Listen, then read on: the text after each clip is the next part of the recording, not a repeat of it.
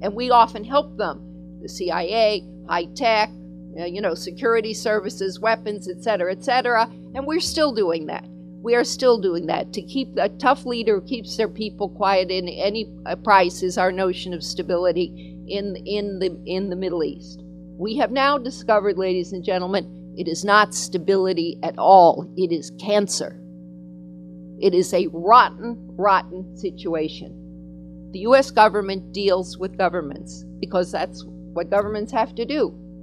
But governments that do not represent their people, and the disconnect between the governments in the Middle East and their people is so huge that we are simply dumbfounded and confused and, oh, you mean they hate us?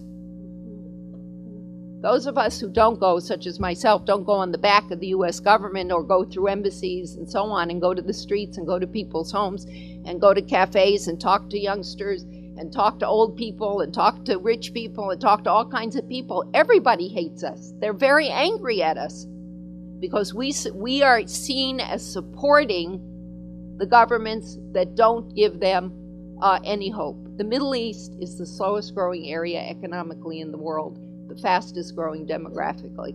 There isn't a single Arab government that truly represents its people. Some are slightly more open than others, but none are open.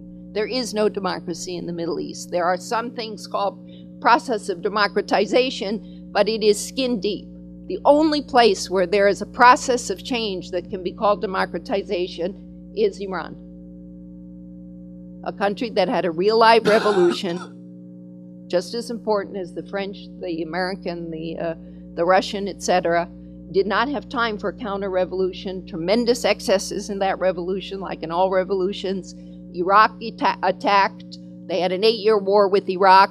And post-Iraq, when the revolution was over, they moved toward the end of the revolution. And the revolution is over. They're not exporting it, not trying to. And they made a choice to change by democratic means. It's a struggle, but they are moving toward democratization.